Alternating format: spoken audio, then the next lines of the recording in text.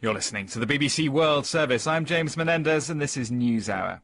The special relationship. That's what British politicians often call their alliance with the United States. But there's talk now of a rather different kind of special relationship being forged across the Atlantic. And it's one involving these two groups.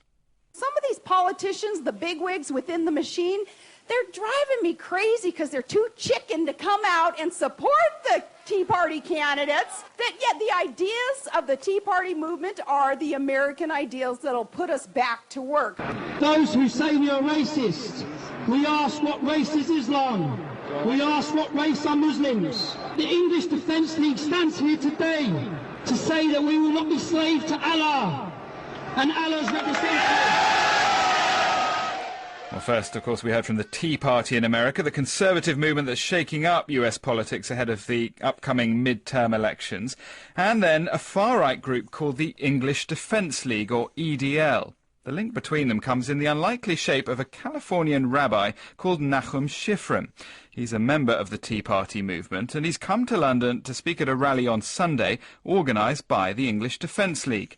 The common thread between the two groups is their stance on Islam, with both groups warning of what they call the growing Islamification of their countries. Well, we'll hear from Rabbi Shifren in a moment, but first here's Rob Watson with a look at the EDL. The English Defence League was formed last year in the town of Luton, just north of London. It came in reaction to a demonstration there by a small group of Islamic extremists during a homecoming parade by British soldiers from Iraq. The EDL's website describes the group as standing up for English values against Islamic extremism and hate and its influence on British life.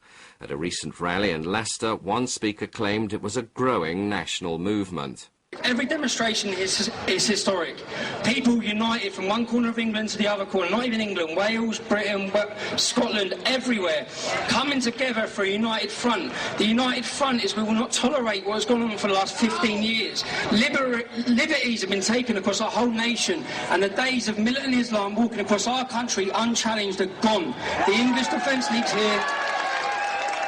The English Defence League is controversial to say the least. Although the EDL strongly denies being racist or violent, its critics and experts on fringe movements call it a hodgepodge of football hooligans and neo-Nazis. But it does seem to be growing in strength, with its provocative rallies, which are often held in cities with large Muslim populations, attracting up to 3,000 people. Although it is, of course, still a very small movement, it's now seeking ties with groups in other countries, opposed to the so-called Islamification of the West. Rob Watson. Well, a little earlier, Nachum Shifren came into the NewsHour studio, not long after getting off the plane from Los Angeles.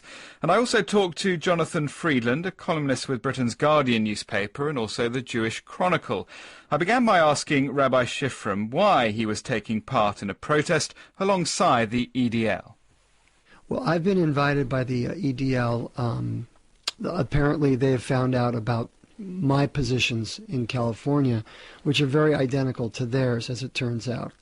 I'm coming to express my solidarity with the EDL, the people of England, in their fight and their struggle to keep their sovereignty, to keep their culture, to keep any loss of individual liberties or freedoms due to the radical Islamic agenda.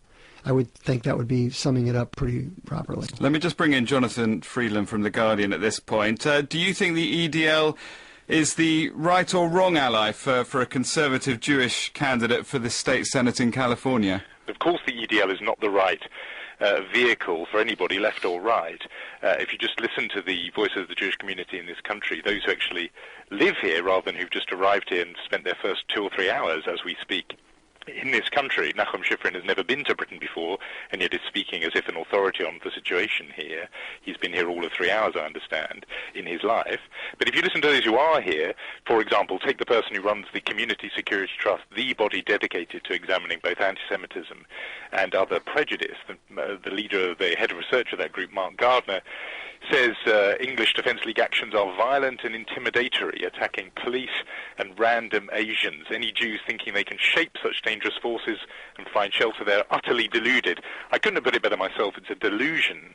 And it is an absolute disgrace for Nachum Shifren to want to be any kind of ally of them. He can speak for himself and do what he wants himself, but Jews will not follow him. Well, let me get Nachum Shifren to respond to that. I would be remiss in not mentioning this is standard leftist tripe, what we just heard here. What more will it take other than a concentration camp for you to get it through your head that these people want to kill you? And why is it that people in the EDL have to have British soldiers with machine guns visiting them in the middle of the night? Why aren't these Inmans treated to the same sort of reception? Any sort of vacillation or accommodation is read by them as weakness and a green light to go forward with further harassment and terror. Can you just explain that a little bit more? What sort of accommodation do you see in Britain? I mean, surely the security services are working to try and reduce the threat from Islamic terrorism, and it's their job to do that.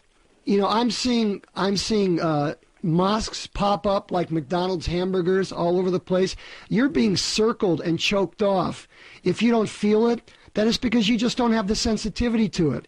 My message is we don't want multiculturalism. We don't want diversity. We want America, we want our Constitution, and we want our language. And if people cannot pledge to be faithful to our Constitution, we want them the hell out of our country. You're obviously a supporter of the Tea Party in the United States. Do you think that... I'm a Tea Party member.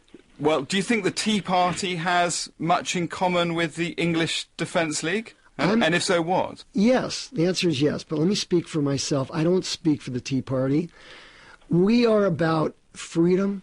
We are about ridding ourselves from statism and the absolute choking effect of the politicians and the bureaucrats cutting off our lifeline through fiscal policies that are insane, the unbelievable amount of deficit spending, jobs overseas, destroying our industries through these green laws that are absolutely absurd. But the English Defence League doesn't really talk about those issues, Hold on a second.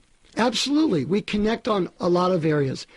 In my country, we are completely aware of what radical Islam is doing, and we're watching our example. Our poster board is England. We see, and of course, Paris and France.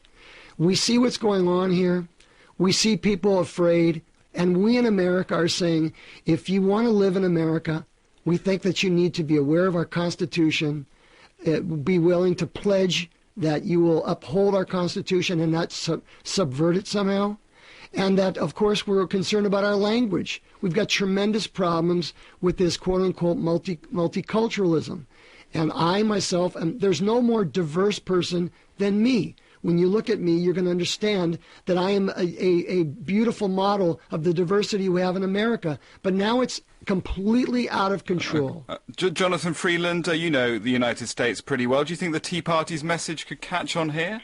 No, I did not in the way it's formulated by Nachum Shifren, certainly not. I mean, he says in the same breath, I don't want diversity, he said, and then he says, diversity is beautiful, and he's a model of it. He's very confused, I think. Diversity has worked in both our countries, in Britain and America. Of course, there are some people who want to undermine it. Those people are best isolated, and the violent ones, obviously, are to be dealt with by the full force of the law. But to demonize the entire Muslim community of any country, Britain or America, as if they are en bloc posing some kind of threat, is both just based on fantasy and delusion, but also extremely dangerous. The group actually predominantly are on the receiving end of racist attacks and violence in this country at the moment are British Muslims. The contribution that Jews can make, rather than taking part in this ultra-nationalist and borderline racist demonization, is actually to say, you know what, we've been here before. And when I heard Nachum Shifren talking about houses of worship popping up like McDonald's branches, for somebody who calls himself a rabbi to speak such a way is a disgrace, and he will have hanged himself by his own words by speaking in such language. The last time people talked like that in London was 100 years ago, when people were noticing the number of synagogues sprouting up. And the populist rabble-rousers of that time were also saying, this is out of control, there are too many of them, they're trying to choke our culture. Then they were accusing the Jews of importing in radical ideas as well. In those days it was anarchism and Bolshevism 100 years ago in London's East End. Now the racists are pointing to Muslims and saying they're also out of control and they're bringing in radical foreign ideas. We've been been around this block before. We've seen this movie before. It's nasty. It's unpleasant. It has nothing to do with Judaism. The place I live in London is a mixed area. It is both Jewish, ultra-Orthodox Jewish, and Muslim. The two communities get on fine. What they don't need is outsiders coming here, stirring things up and trying to draw attention to what are a handful of dangerous extremists. I think you have enough people on the inside. You don't need outsiders like me coming in. You have enough action here at the inside. I agree with that. On this point, we agree. Well, that was Jonathan Friedland of the Guardian newspaper, and we also heard from Rabbi Nachum Shifren. Let us know what you think about that. Well, to have your say at bbc.com is the email address to get in touch.